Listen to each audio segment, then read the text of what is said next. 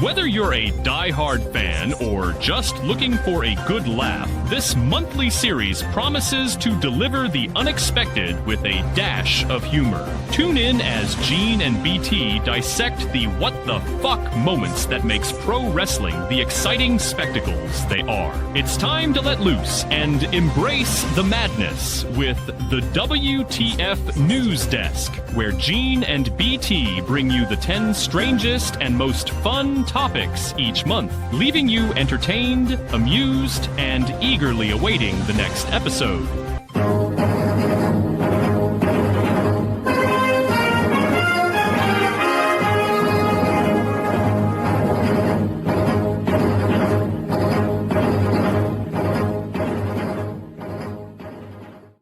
All right.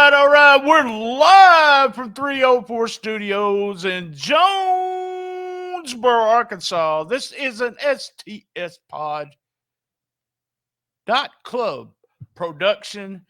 I'm BT, and that guy over there, let me just say, no truth to the rumor that he snuggled with Tommy Rich at the One and Done in Philly. No truth. He's from Alabama, home of the Rocket City Trash Pandas. Guys, that's raccoons. Oh. They're from Madison, Alabama, and tomorrow night they'll be going against the Pensacola Blue Wahoos at 6 p.m. Tickets are available right now, and no, I didn't make up either one of those names. He is the Prince of Podcasting, my new partner in crime, my best friend, well, most of the time. He is Gene Jackson, and together we are the two dudes with no attitudes of podcasting. How the hell are you, Gene? I am doing good, especially after that amazing intro. It's good to be here on the WTF News Desk. It should be a lot of fun. Yeah, how about that new logo you up there above your head there? Yeah. This is the WTF. We'll talk about that here in just a second. Real quick, I'm gonna go over some business. We always go over the top 3 episodes from last month.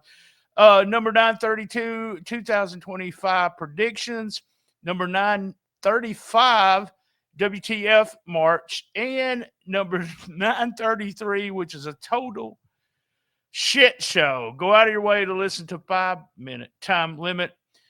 Gene, I don't talk numbers a lot, but when we hit 1 million plays, now that's with everything. I do it the WWE way. So we went over 1 million the last 3 years, but this is the quickest we've done it. This includes all our videos on at Memphis Wrestling, all YouTube, everything right there. Most plays. We also had the most plays in 1 month on YouTube. Remember, like I said, most of our stuff, or a lot of our stuff, is at Memphis Wrestling. So let's talk just real quick. And Gene, I'm doing this for people that's been with us this whole time.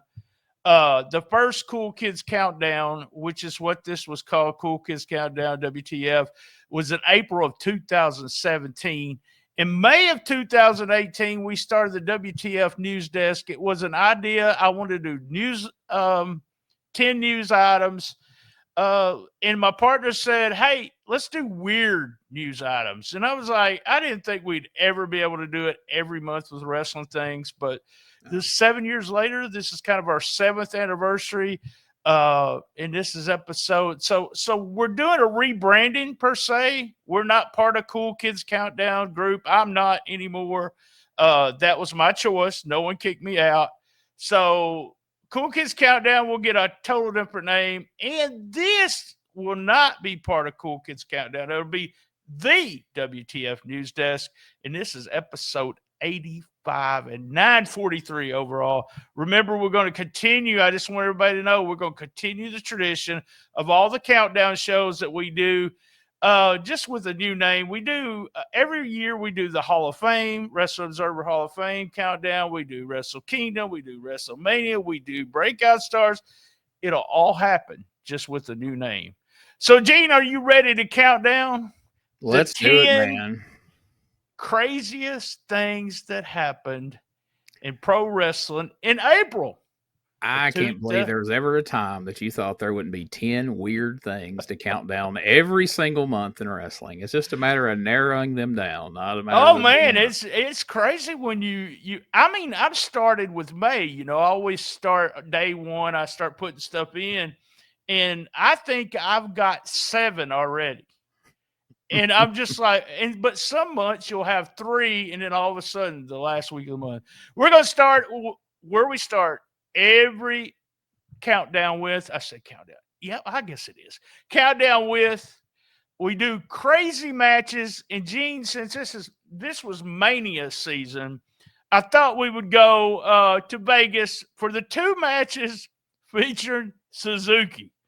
Before I show videos of the Butterbean, because I want to talk about this as we're watching it, I'm going to put up this kid, Kayfabe Crimes. He promoted the first match that we're talking about. I want you to listen. He's a hell of a promoter for this blow-up doll. So let's listen to this real quick. Next month, arguably the greatest wrestling match of all time will take place. Minoru Suzuki versus Yoshihiko. Guys, if you don't know Yoshihiko, it's been said, and I've seen this with my own eyes actually, Yoshihiko delivered 15 destroyers in a row to someone. Multiple time champion. Like, crazy stuff Yoshihiko has done against Minoru Suzuki, the current DDT Universal Champion. This is a match for the ages. He did a fantastic job, didn't he? He did. I'm psyched for it now. I was a little on the fence before I heard that, but now he's got me pretty fired up for this. Tell me, does this bother you? Does the blow-up doll matches bother you at all? They don't. Because I know you're old school. I know you're old school, so they don't bother me per se because it's wrestling is what it is now. But it's like we've done it. Like, why? I mean, once it's been done a couple times, like, what are we proving now to continue these blow-up doll matches? Is my thing. But I think they just do it to poke at people and make people pissed. Like the Jim Cornettes of the world. But I find it hilarious. And someone said, and I don't know if this is true, that Suzuki said he had a hell of a match with the blow-up doll and a lot better than he had with our second match. Part of our crazy matches in Vegas was Butterbean. And there's Butterbean right there. We got a few clips from this. They said he looks like him. I can see that. His dad, maybe. But everyone says one of the worst matches ever.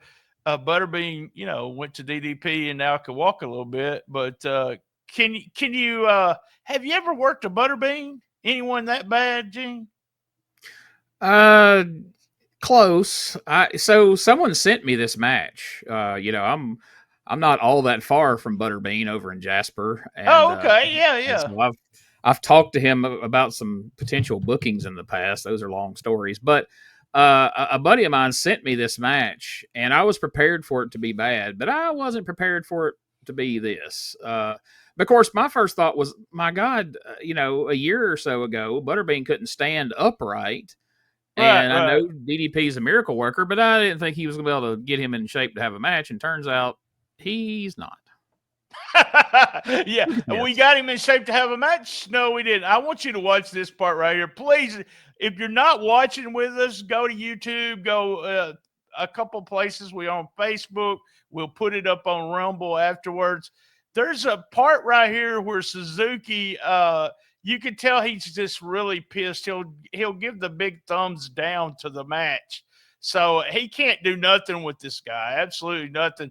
And you got to give it to Suzuki. He didn't look like he got rough with him or anything, did it? I mean, really, he didn't shoot on him. No. He was respectful. He did what he could, and it was just, I think he saw pretty early on. Watch this this. was a lost cause. Ooh, yeah. Thumbs Look down. at Butterbean's face. Yeah, pretty bad. That was our 2 crazy matches. We'll have them every month at number 10. Shout out again to @KayfabeCrimes. He's on YouTube. a good promoter of that. There's such a thing as so bad it's good, but that didn't quite make it. It was just so bad. It was embarrassing. So it was hurt. All right, number 9. Now, number 9 every month is going to be coming from the Observer, and it's going to be WTF Meltzer. So, in other words, what the fuck are you talking about, Dave? Come on, let me know what you're talking about. The first thing that I brought out, and I didn't put the dates of these observers, but I sent you the comments real quick. First thing is he said, Io Sky, Rhea Ripley, and Bianca Belair opened WrestleMania Night 2 with one of the best matches in WrestleMania history. What the fuck is he talking about?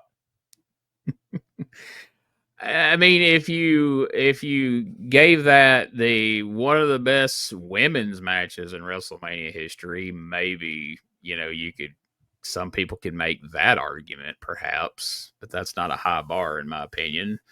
But it's Dave. There's one thing about it that's going to be very different about this version of the WTF News Desk. Me and Dave Meltzer's opinions are on far different spectrums than people in the past who worship the guy and think he walks on water. So if you're one of those people that really, really, really love Dave and his opinions, you're probably not going to love a lot of mine. But it was a good match. As far as I'm not a big women's match guy. I'm sorry, call me sexist, whatever you want to say. I'm not either. No, yeah. I went into it with super, super low expectations, and I was pleasantly surprised. Best matches, one of the best matches in WrestleMania history. Take it easy, Dave. I agree. Then we were talking about Charlotte Flair and Tiffany Stratton. They went off the script. Or did they go off the script? He talks about the entire promo was scripted or it wasn't scripted. What the fuck? Was it scripted or wasn't it scripted?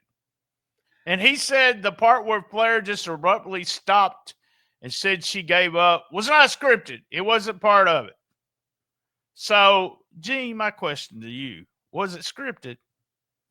I mean, if I'm basing it on reading what Meltzer wrote, I don't know. I almost had an aneurysm because it kept contradicting itself because, it was scripted, but they went off the script, but it wasn't scripted, but it was scripted, but they went off the script. Which is it? What was it scripted? Was it not scripted? It had to be scripted to go off the script. But then at one point he says that was the script where it appeared to go off the script. I don't know, dude. Either way, I do not care about any of this. It was the only thing more uninteresting than this promo was the freaking match they had at WrestleMania. Dear God. Oh, that was horrible. Yeah. I thought it was a big deal. And I follow WWE a lot more. I like these two ladies, but geez, it's like everybody believes everything they read, and it's just crazy. All right, the last thing, WTF, Dave Meltzer. He's talking about WrestleMania. So let's me and you think about something. This would be the largest grossing, money-wise, biggest 2 days ever of WWE. Right. And he said, while disappointing, are among the worst ever is ridiculous. It's also clearly nowhere near the last 2 years. I don't understand the logic of having two of the biggest or the two biggest events in WWE history and calling it a disappointment. I mean, when it comes to WrestleMania, we've had some shitty ones, right? You could probably name a couple. God. Oh my God, we've had more than our share of them, for being honest. This will go back, and this is something we'll touch on later in the list, where Dave Meltzer and the guys who worship him and follow him, they look at the business differently. They look at everything from a work rate perspective, and how the matches came off and all that, where we look at it from a perspective of if it's the biggest ones ever, how can you be disappointed with that? Yeah, I mean, people bought tickets, people came to see this. Were the results what you want them to be? Well, maybe not, but there's always next time. The Super Bowl is not always the results everybody wants it to be, but it's the game, and people watch it. yeah, all this talk of how disappointing and it was the worst ever. Like worst ever. Like come on, WrestleMania 9, WrestleMania 11. Like it's not even in the top 10 worst WrestleManias ever, in my opinion. It's just a matter of, oh, this ain't what I wanted to happen, so this is the worst shit ever. And, I don't know, man. I agree 100% with that. And, my perspective of what Dave, and I went back and I started reading some of the very first issues, and my perspective has changed, especially in the last 4 years, because I see so much stuff that's, especially with AEW, and we could spend a whole episode on that, but it really isn't, and it's helped me being part of Memphis Wrestling, watching these matches. It's about the build of the match. It's about the finish of the match. That's what it's about. And if you don't understand that part, and that's pretty much it when it comes to wrestling. I remember talking about best matches ever at WrestleMania, and all I could think of was like Rock, Hogan, Andre. I mean, really, I was thinking of those big matches, but what I'm thinking of, is money and how many people drew, and it's not work rate. Work rate, it really doesn't matter if you can get over. And we talked about that. Me and Steve Crawford did on an upcoming episode. And it really don't matter. So I got to play this. 5-star matches and shove them up your ass. It means dick. Take your 5-star matches and shove them up your ass. It means dick. There we go. Yeah, there we go. I mean, if you want to flip over and talk about, okay, well, how did you feel about it? Like, yeah, I was looking forward to Cena and Cody Rhodes, and yes, the match itself was disappointing. The finish was unfulfilling. Does it make it one of the worst WrestleManias ever? No, it just means I didn't dig what they did out there. But I'm the only person in pro wrestling that, and we'll talk about that match, I think, like that match. I was like, hey, I ain't got no problem. One last, Dave, I've subscribed for years for Dave. I think he's still the guy to go to read kayfabe sheets or dirt sheets before I would spend money with anyone else. But Mickie James during WrestleMania, there was a video out there, and I really have no idea what this was about. But for her to get the crowd into it, she came out and said, fuck Meltzer, and the whole GCW, which is kind of ECW, right? Yeah. Crowd was chanting, fuck Meltzer, fuck Meltzer. I thought it was hilarious. I really did. I retweeted it and got a big kick out of it. So, yeah, I don't know really what the context was either, but yeah, that's hilarious. And Meltzer has a place. Like, he's a guy who writes about wrestling, and if you want to read it, and if you agree with it, great. But people who treat like everything he says is the gospel, and you either agree with him or you're wrong, I don't understand that. I don't understand it either. I've been part of the cult of Meltzer for a long time. I was, but I always had my own favorites. So, all right, we're up to number 8. Number 8, and I did not see many clips of this, but since you are a comedian and you do comedy, what's your Tony? I can't think of his name. Yes. Tony Hinchcliffe, yes. First of all, what you think about him? Tony Hinchcliffe, the host of Kill Tony, what they call the biggest live podcast in the world, where they do a live show every month. Well, not live, sort of live. It's kind of like this, where it streams, but then they go back and put it back up later, whatever the case may be. But you can attend. They just recently did Bridgestone Arena in Nashville. So started in the basement of the Comedy Store in Hollywood. And moved during the pandemic, they moved out to Austin, Texas, and they're in Joe Rogan's club. And now they're selling out 2 nights in a row at Madison Square Garden, all these different arenas all over the world. And on Netflix, you can watch it on Netflix also. On Netflix. But anyway, the gist of it is Tony Hinchcliffe and 2 to 3 other big time comedians or actors or famous people sit on a panel and they draw names out of a hat, and open micers come up and do a minute of comedy. And they critique it. And that's the gist of the show. And people love it. But Tony Hinchcliffe is also known as one of the most ruthless roasters. He really got to be into the public eye with that Tom Brady roast on Netflix. Oh yeah. Him and Nikki Glazer, I think, were the two MVPs of that one. And then, of course, he famously did the speech Puerto at the Trump Rican rally, yeah. Which really, it almost got him canceled. But then it turns out being canceled is not really a thing anymore, so it didn't.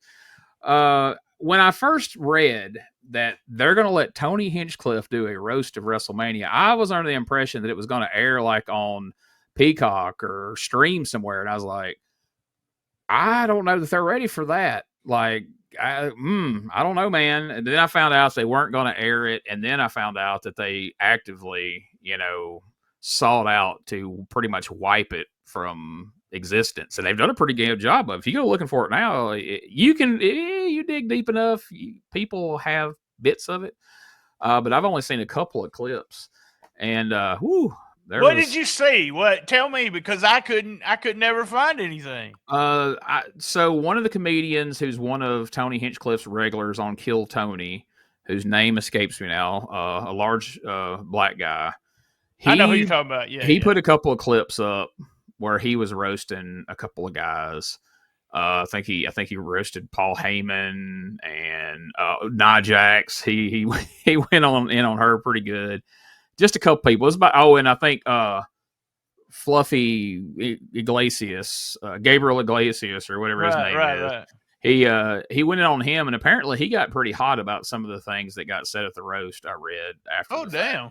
But he was one of the only people who put it out on his social media, and it got around pretty good before they started pulling everything down. And of course, I heard Heyman on a couple things saying, some of the stuff he said to Braun Strowman that he was on WrestleMania because he sucked, and some stuff like that. But yeah, man, I don't know that WWE and roast culture really, lends itself to each other. I think people in WWE is going to get their feelings hurt too quick. Yes. So that's what's going to happen. Wrestling fans get their feelings hurt way too easy. So if they go in on their favorite, and especially if there's any ounce of personal, stuff behind it, then they're all going to go and cry and whine and have a bunch of damn drama, which is what basically happened. So yeah, I loved it that they pulled it and everything. That was number 8. Let's go. Number 7 is, I said Twitter and Reddit, but I really wanted to put this over. I sent you the Reddit link.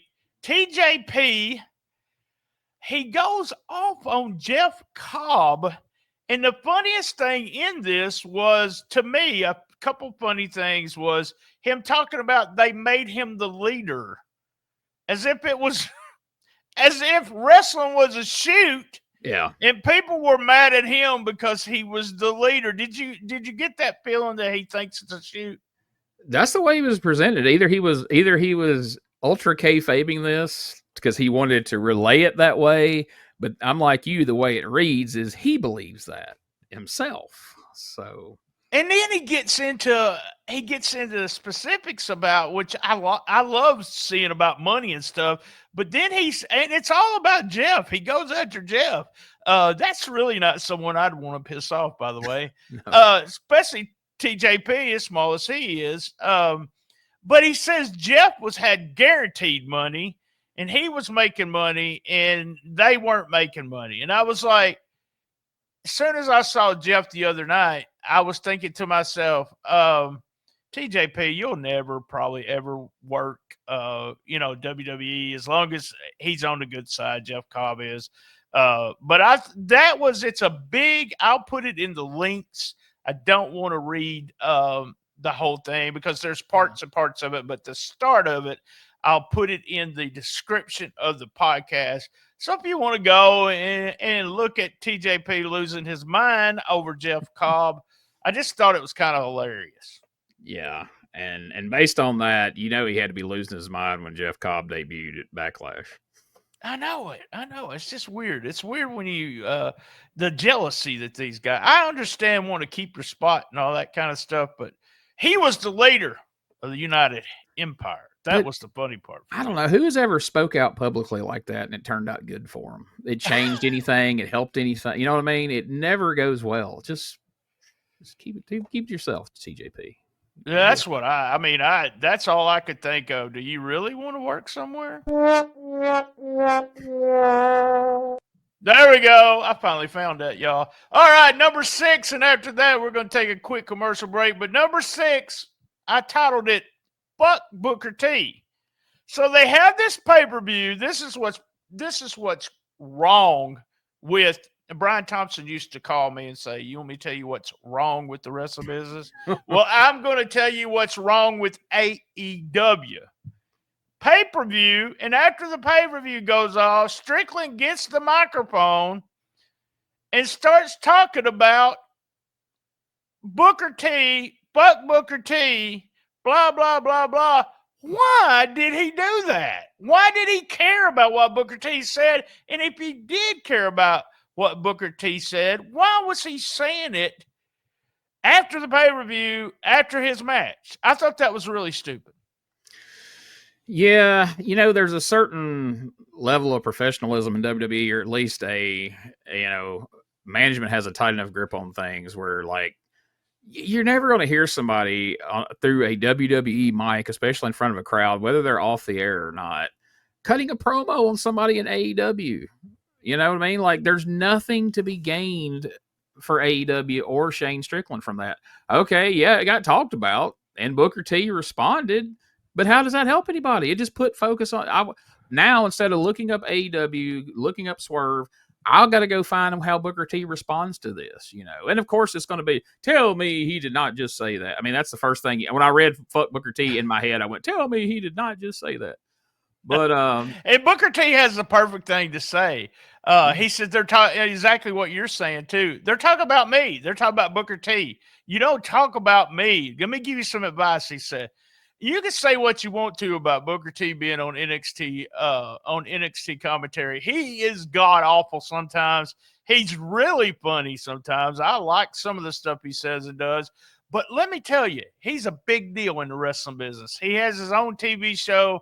He's part of WWE ID, and he is a big, big deal in the WWE. Let me tell you, everybody likes Booker T. And people that do business with Booker T, Dustin Starr, for one, I'll tell you, he is a great guy to do business with. So Swerve Strickland's an idiot. So, I mean, he's a veteran. He understands the business. And I love that, rather than knowing everybody's going to come to see what he has to say, rather than, taking the low road and going, oh, screw AEW and Swerve Strickland, and he uses it as a teachable moment for Swerve Strickland and wrestling, fans and wrestlers everywhere. And he explains why it was stupid and what was wrong with what he said, and did it in the most professional way possible. Like, I come out of this, whatever Swerve's intention was for us to hate Booker T or be mad at Booker T or make Booker T look bad, I come out of this with even more respect for Booker T than I had before. And I had a lot to start with. So I Swerve Strickland's talented in the ring, but the mentality of some of those AEW guys, they just constantly trip over their own dicks every chance they get, and it's perfect example. Perfect. That's what's wrong with the AEW. Fucking Strickland and Ricochet, two of the most talented guys in the business. They need to stay off the fucking internet. All right, guys, we're going to take a quick commercial break. If you're watching us live, remember, we only go 1 hour live. Now, we may finish within the 1 hour, but if we don't, you got to wait till it comes out on the main feed. All right, let's hear from our sponsors, and we'll be right back.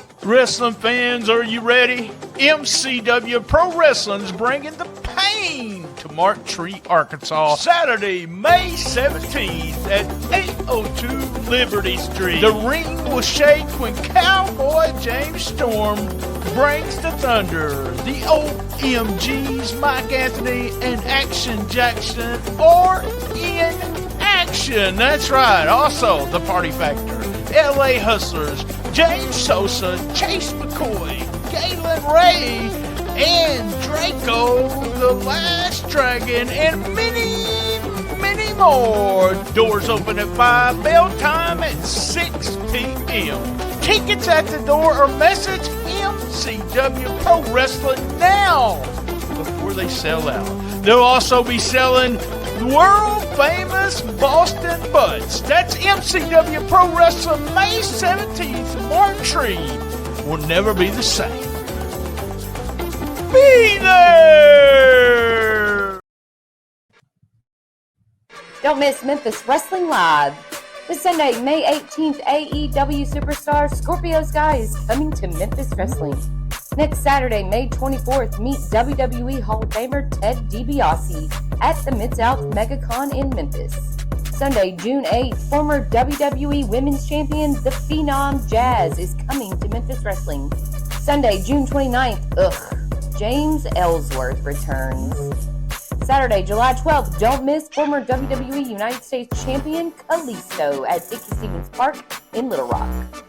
It's official, Memphis Wrestling Kids Camp returns on July 17th and 18th. Registration is now open. All tickets are on sale now. Get yours right now at memphiswrestling.tv.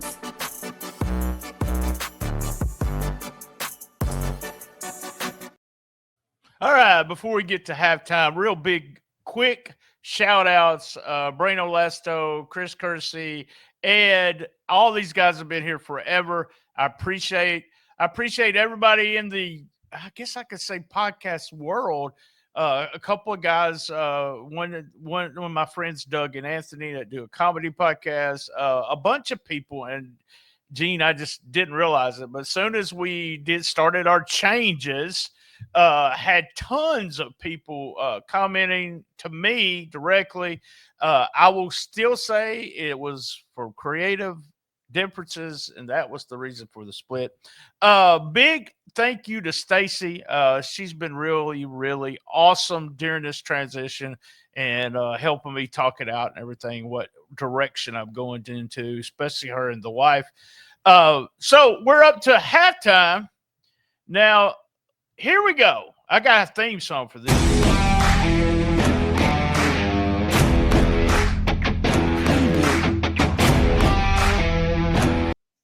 All right, halftime. Well, Gene, I'm going directly to you this time. Something that you went to Philadelphia, made a joke there at the top. What was, and I know you were at the ECW arena. My question is, what maybe the biggest surprise, and what was the thing when you was flying back that put a big smile on your face? What was you thinking?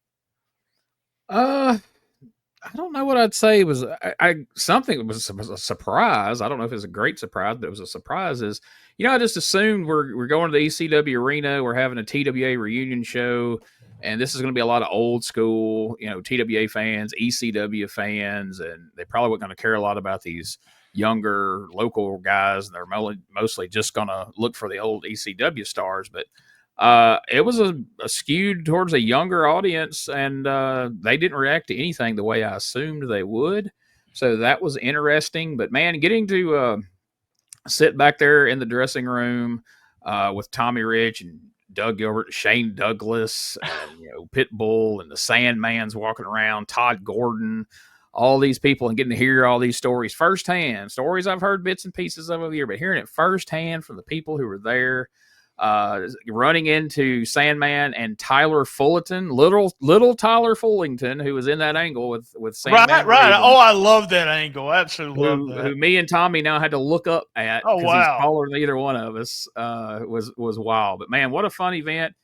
We hung out with Sabu, and then, days later you get that news, and you're like, what? We just saw him. He seemed in great spirits and in good shape. So, man, you just never know. But sitting on that plane, coming back from Philadelphia, just running all that through my head, all the people that I had got to interact with, and being there in ECW arena, knowing when I was in college, sitting around with my buddies in the dorm, staying up to 1 o'clock on Friday night to watch ECW, to get to actually be there and hang out with these guys, and, little Guido and Tommy's together and all this stuff. Just, man, what a cool experience. I wouldn't take anything for it, and it's one that I won't soon forget. That's for sure. Awesome. I love, we'll put stuff over at the end here before we leave to tell everybody how to get to it. But I love the episode with in the foot story. That's a teaser, folks. I'm not going to spoil it. It's a teaser. I've told that story to some of my friends, my old school friends that, don't follow wrestling anymore, but know who Tommy Rich is. And we really, we need to be able to do a cartoon so we can make that where he's, well, we won't say, I'm usually the spoiler on your show, but I'm not going to do that now. So thanks, Gene. So you're going to spoil your show. Okay. Yeah. But no, check out that episode. It's a favorite of mine. It really awesome. All right, guys, that was halftime.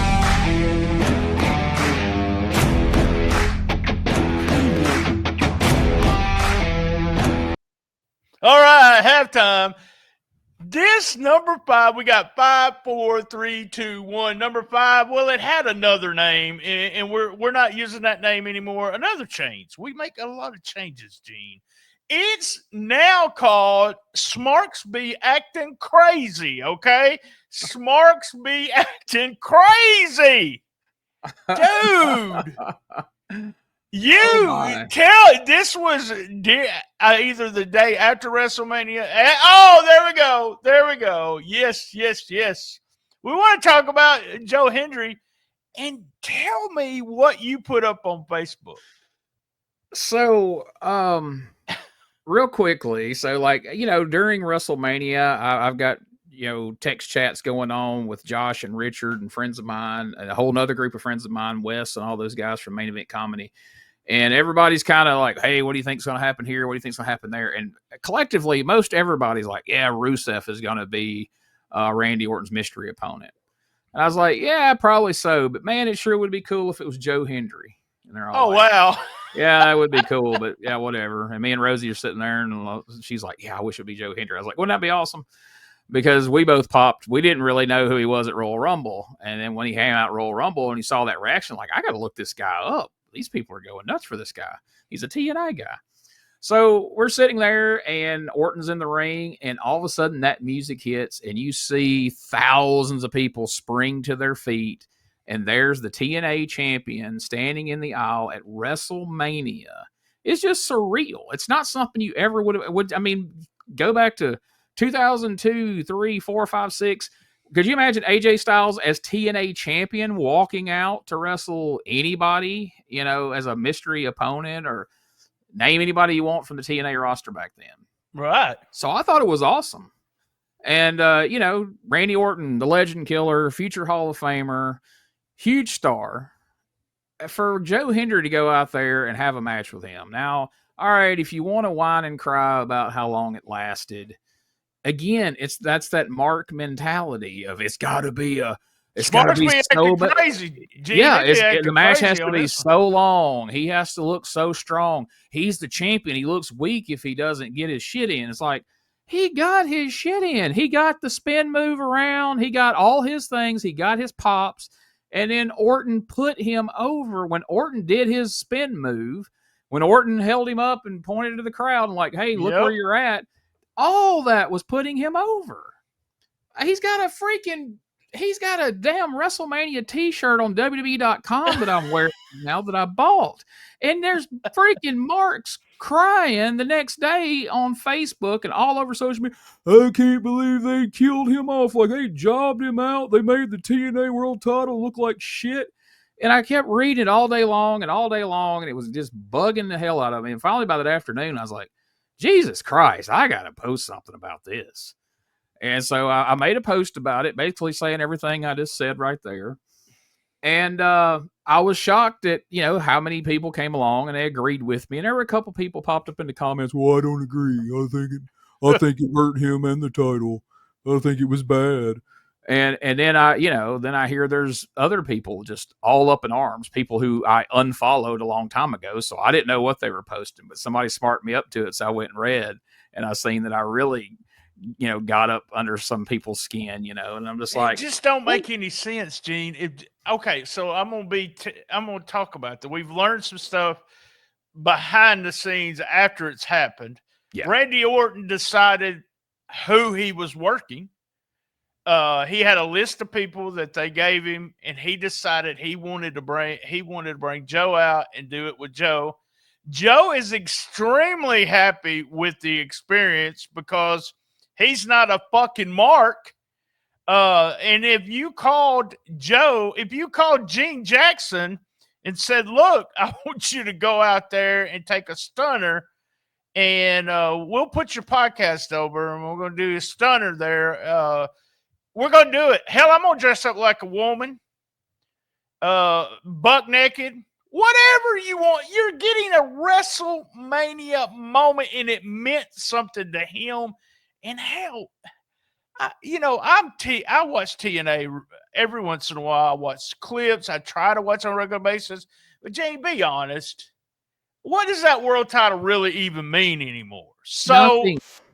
So He's a social media star more than TNA World Champion, more than a TNA wrestling star. He is a social media star. That's where people know him, because there aren't that many people watching TNA wrestling every week. Gun to their head, most people. I couldn't tell you where the hell to find hey, where do I watch TNA? I don't know. YouTube clips. I just watch the YouTube clips. It's like full recap or something it's called, and I'll watch that if there is a match I want to go see. I mean, I have to bootleg it. I have to get on a bootleg site, hook it up to my TV, and watch it that way. Because there's no way you could do that. We've talked about this just a little bit earlier. And this, remember, guys, number 5 is Smarks be acting crazy. I just like saying that. So, John Cena, go ahead. Go ahead. Just one more thing on that is just, more people, I guarantee you, more people saw and will see Joe Hendry, TNA World Champion, at WrestleMania versus Randy Orton than saw him all year long on TNA television. I can promise you that, in the big scheme of things, as far as in-person streaming after the fact. Oh, yeah. Without question. And me seeing him at Royal Rumble, because people are like, oh, he went out pretty quick in Royal Rumble. That sent me down a rabbit hole of watching a video that covered his whole year in TNA. I went back and started finding videos of all those songs he made, the one he made about Matt Cardona and Flop Dollar and all these different people, and thought it was hilarious. And now I'm a fan of his. I'm buying his T-shirts and shit. How does that hurt him? Not at all. How does it hurt TNA? Yeah, you're a perfect example, too, to show you what kind of a fan you are. You went out and bought one of those shirts, and that shows you. We talked about the John Cena match. I really didn't have a problem with the John Cena match, and I didn't like the finish, but I liked the slow pace. A lot of people didn't like it. I believe it was designed to be like that. You're not supposed to I don't think that's the part that people really got, that the actual match wasn't something we were supposed to say 10 stars, 12 stars. Remember, John Cena is a heel and he's ruining wrestling. So I didn't have a problem with that, but everybody talked about how bad it was. I think Meltzer gave it like a 1.5 stars or something like that. I was just, what the fuck? I find ironic, because to me, what I don't like about it is that is too smarky for my taste. That's too inside baseball. If you got to explain to somebody like, see, he's intentionally having a bad match. Yeah. That's too. I don't know if we're supposed to say that when we're live, but it don't matter. That's too inside to me. And really, you can say all that, and maybe there is an element of that. But let's be honest. For the last 2.5 years, Cena's he's slowing down. That's the pace that John Cena wrestles at now. Now, they were smart enough to develop a gimmick that caters to that, and now you can write it off as, he's just working the marks. He's working slow to have a bad match intentionally. And either way, it works on that level. But I was really excited about, him and Cody, and just not so much just the match itself. All that shit with the rapper at the end does nothing for me or anybody else, I don't think. I'd rather just seen Cena kick him in the nuts and cheat without Travis Scott being involved and taking forever to get there. But anyway, I love the angle with The Rock, but I thought that it didn't. And speaking of The Rock, real quick, I just wanted to mention this because everybody's pissed at The Rock now because The Rock's killing the business and he hates Triple H. Gene, do you believe that shit? Do you believe everything you read on the internet? Are they really against each other? Here's the thing that I love, that I can't believe these people who are so smart, they're such smart marks, they don't understand. Brian Pillman figured this out in 96. They have realized that rather than just playing their angles out on television, you feed stuff to the media to start getting the narrative out there and then play on it like they're not supposed to know. And that's all part. It's all part of it now. Just like that. Do you think it's coincidental that Charlotte just so happened to go on a show crying about her divorce same week that old girl decides to shoot on her on SmackDown that week, and then we debate whether it's part of the script or not part of the script? No, they're feeding that crap to everybody. It's all part of the machine now. It's all part of the story.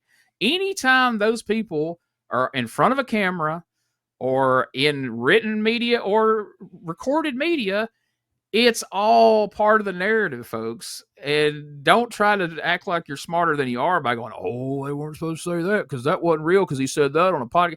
All that shit they go and say on Pat McAfee's show, it's all part of it's developing all this. It's a work, folks. It's a work. But rather than trying to act like you're smarter than that and trying to get in front of the work, just shut up and enjoy it. That's I told a few people, look, quit over analyzing stuff. Just watch wrestling, and that's what I do. That's exactly what I try to do now.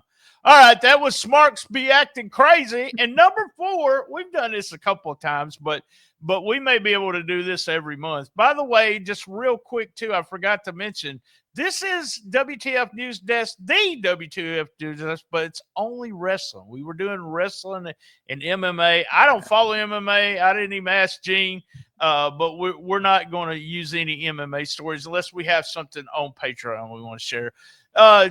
Hey, this guy's name, Chasen Rance. I don't know. How do you pronounce his name? Chasen Rance. Chasen Rance. I got it right. He was arrested on 4/2.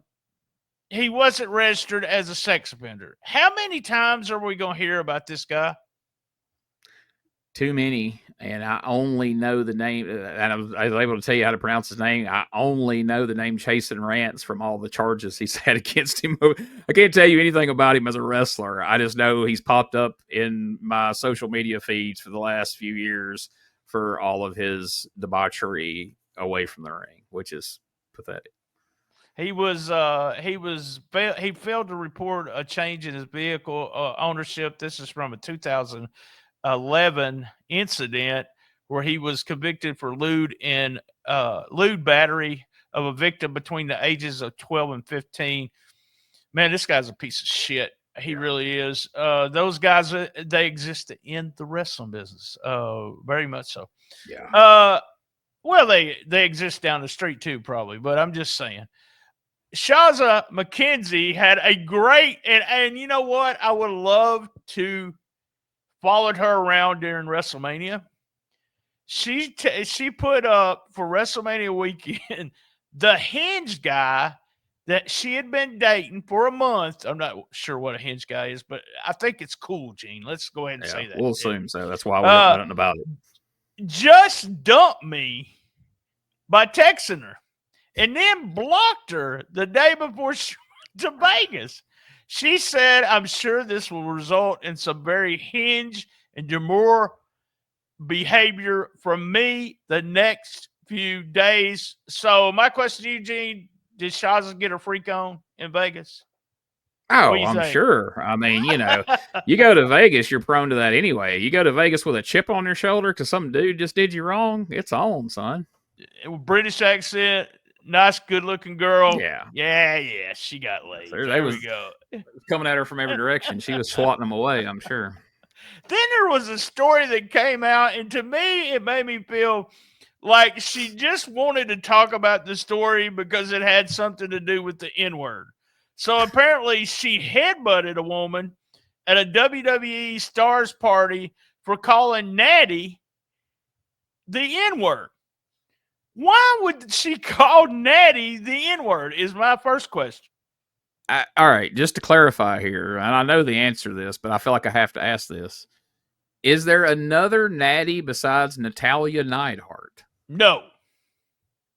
And besides the names Natalya and Neidhart, how would you apply an N-word to Natty? Exactly. I'm confused by this whole story.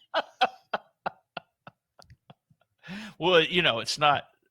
Well, I mean, it's not, exclusive to one she's not typically the person that is on the receiving end of that. So, but I really think that Paige just said that, and I still call her Paige, just to see the reaction of what was going on. It was so weird, so out of place, that part of it. All right, that was wrestlers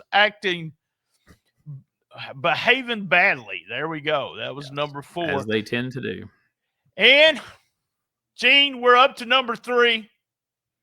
And, oh, my God, Dutch Mantell, he shocked the world this month. Former WWE employee Dutch Mantell, my mentor in the wrestling business, hung out with him back in the day. Please, you are sitting down, right? You're sitting down. All right, okay. Charlotte Flair, he believes, is doing plastic surgery. What do you think? Whoa, that's pretty wild accusation, Dutch. What are you basing this theory on, Dutch? I mean, who could look at a picture from about 6 years ago of Charlotte Flair and a picture of her last week and assume there's any plastic surgery involved? Like, no wonder this is controversial. No wonder he's shocking the world with this. I told That's you, a pretty hot take there. BT. Yeah, number 3 is just total shock. He says Flair had a lot of plastic surgery. Did she? He questioned it. Well, she doesn't look like she did before she left. And I'm not sure this is quote, but somebody then said it looks like the plastic surgery was not perfect. We may need to do a countdown show on the worst people or the most plastic surgery done, but she is up there. Natty's up there too. Speaking of Natty earlier, they're both up there on that plastic surgery. By the way, Gene, just so you know, I'm not a fan of fake boobies. I just really am not. I've had my hands on some, and it's not a big deal. Just not a big deal to me. So there we have revealed on WTF. All right, we're up to number 2.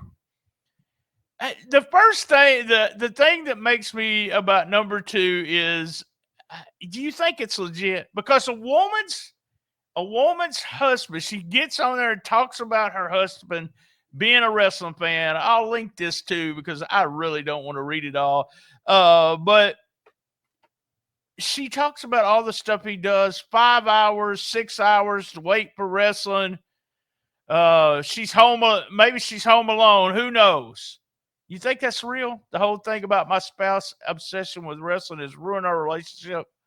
I avoided this topic for a week. I kept seeing it pop up places and people were commenting on it. And then when he sent me the format for the show, and I was like, shit, I got to read this now. I assume this probably isn't real, that this is being done for, attention and entertainment value. However, not because I don't think that this doesn't happen every day of the week all over the place amongst wrestling fans. This is a regular occurrence. I just don't think it's happening to her. But it's not, without it's not without merit. It's happening. If it ain't happening to her, it's happening to plenty of other ladies out there. There's people out there that watch anywhere from 12 to 15 hours of wrestling. They're either they're completely single, or if they're doing that and they're not paying attention to their wife. Now, Gene, let's me and you talk, okay? Just me and you sitting here. No one else is here. We're not live. I hear nobody watches these things anyway. That's right. Me and you are huge wrestling fans. We spend a lot of time on podcasts and watching wrestling, right? Yeah. But we're not going to do something stupid, like ignoring our wives, right? No, absolutely not. And that, I mean, this, I wanted to be, get on there and say you got more problems than worried about wrestling. So if this guy's doing that and not talking to you, Jesus. But yeah, I had to bring that up. I thought it was, and like you said, lots of people were talking about it. And I was WTF for sure when I first read it. All right, guys, we are up to number 1. Number 1, Gene. Wrestlers giving advice this month. I love this stuff, and I even got one of the videos I want to play. We had stuff from Kevin Owens. We had stuff from one of the girls in AEW. We had my favorite of the whole bunch was this one. What's happening, everybody? It's here. I don't know how it's here already, but it's WrestleMania week, the most exciting time of the year, and pro wrestling is on fire. We're in a golden age beyond golden age, and the whole industry is descending on Vegas. The world's descending on Vegas. The eyes of the world are on WWE. I'm worried about you guys. I'm concerned you're going to fuck it up. So I've taken it upon myself to put together some do's and don'ts, a little PSA so you can have the best time possible at WrestleMania. So then if you have a bad interaction, a bad experience, you fuck things up, then it is totally on you for not listening to Drew McIntyre.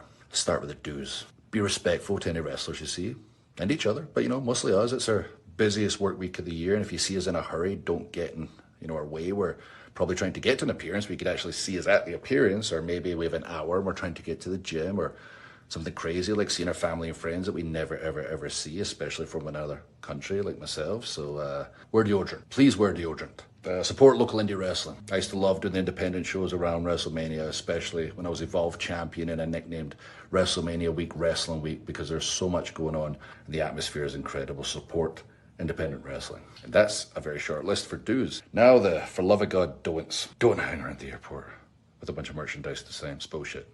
It's taking the piss. It's taking advantage. It's WrestleMania. There's plenty of signings and photo ops you can go along to. We're just trying to get our stuff, say hi to a few people, say thank you for coming to Mania, and go to the hotel to begin the biggest week of the year. Speaking of the hotel, fuck off. Stay away. All right, I'm not going to play it all, but I want to get you to see in the hotel. Fuck off. Gene, this is common, apparently, and it has been common for years. My old buddy Tom Robinson used to go to the hotel where the wrestlers were, but Tom ended up doing a lot of he had a car, by the way, when he was 16 years old, and he would take them to restaurants and stuff like that. He even had a nickname, called him a piss boy. He said he would do anything for wrestlers, even holding their Johnson to let them pee. So that was the joke there when it comes to that. Kevin Owens also talking about autographs and plane tickets and being there. What's your thoughts on that, on running up and getting them to sign 100 things? It sucks. Like, I had just recently watched that interview with Kevin Owens before I made this trip to Philadelphia, and I saw that video. By the way, I'm not a big fan of Drew McIntyre in the ring as a wrestler, but I love social media Drew McIntyre. He's amazing. But Gene, I just want to say I love Drew McIntyre. I mean, he's hot as hell, Gene. He really is. I mean, well, I assume that's how you felt. But then again, this was a weeknight, so I didn't know if that crossed over. But anyway, but as I was running through the airport in Atlanta, hoping I wasn't going to miss my plane, I'm thinking in the back of my mind of what Kevin Owens was talking about. And I was like, man, it must suck for these folks, the guys and girls of the WWE and AEW and everywhere else, that they're in a hurry. They got to catch this flight connecting to that flight, and they got bags and they got different things. And people are trying to stop them to sign 50 dolls or belts or whatever nonsense they've got. Like, I can't believe they're not punching fans out every time you turn around. Like, I can't imagine what a hassle that is. And especially when they spend all this time doing these meet and greets and everything, there's opportunities to do this. Do it in the right place. Don't be hassling these folks at the airport or in the gym or even like at the hotel. It's ridiculous. I can't imagine. I see them, people coming up to them with all that stuff, and I'm just, all right. We have a couple other things we want to talk about. Now, I'm not familiar with this girl because I don't watch a lot of AEW, but Megan Bain responded to everyone. Apparently, during a GCW show, her boob came out, and then she started getting all of these DMs of people going crazy. She put up on X, show my boobs one time, and you perverts are ready to launch 1,000 ships. I thought that was hilarious, and we talked to a bunch of female wrestlers on some of the strangest things. Can you imagine what people are actually messaging these girls?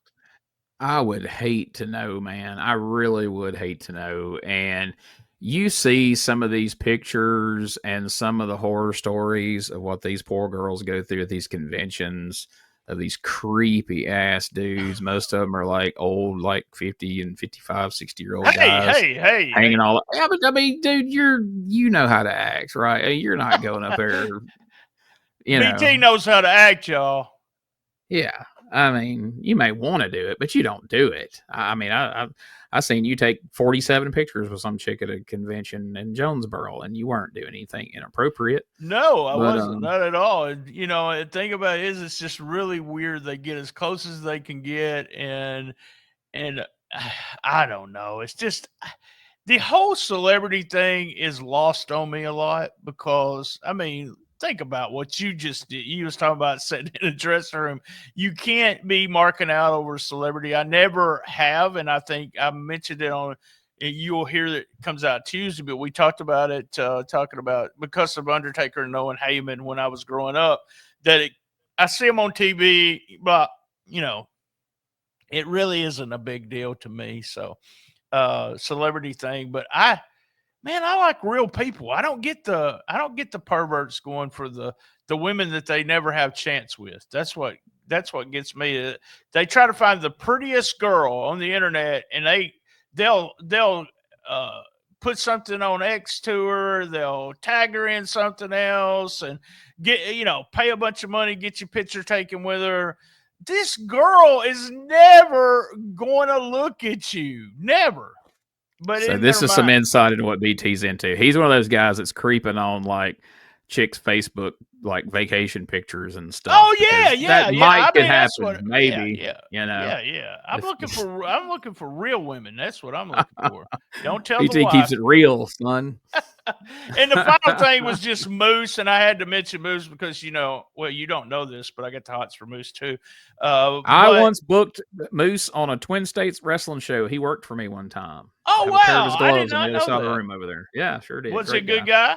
Yeah, super guy. Did exactly what I needed him to, and he wrestled Eric Wayne, and Eric Wayne politicked all day to change the finish of his match, and it failed, and he lost to Moose. I told Moose, I said, "You can handle this, right?" Like he's like, "Tell me what you want, boss." I said, "I want a spear and a pin." He said, "You got it." That's what happened. I before he got big in TNA, I did talk to Moose on Facebook a couple of times. He was wrestling Eric, and he was wrestling another guy from this area. I actually messaged him and told him things about Eric, good or bad, whatever you want. Well, he learned some things about him in Alabama coming out here. Yeah. That and the other guy he was working, I told him he was really green, but he would do anything you want him to. So, that's pretty much where we got on that. All right, guys, that's where we're at. That was number one. Gene, it's your first time. You will not be a virgin next time for WTF. I do thank you very much. All I had to do, and I want everyone to know there's a lot of things that were happening behind the scenes, and I made the decision before I made the other decision. I made the decision, and the wife could testify. Gene Jackson, I'm going to ask him first. If anything ever happens and I don't have a partner for WTF, Gene's going to be the guy that jumps in. And all I had to do was say, "Hey, you want to do WTF?" And you said, "Sure, sounds good to me, man." And so that's the kind of friends we are. We're best friends, and that's a good thing. I've been doing it. If you don't believe BT, ask Randy Hales. Yes. And those guys are best friends. They don't do podcasts without each other. They don't make appearances unless both of them are there. I know that for a fact. Oh, man. Before we get out of here, put your shit over, and I've been making a lot of appearances. I did in April of the USWA Retro Review. What other podcasts do you got out there? Oh, Lord, it's getting hard to keep up with them.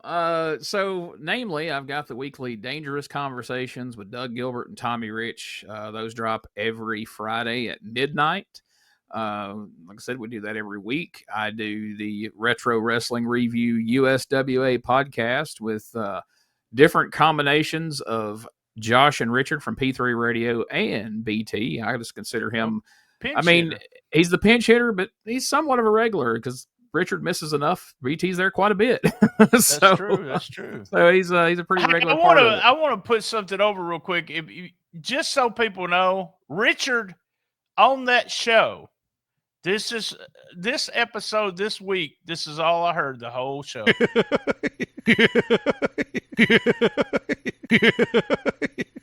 So there we go. Spoiler. He does a lot of that. That was yeah. Well, that's the cool thing about P3 Radio is that Richard has.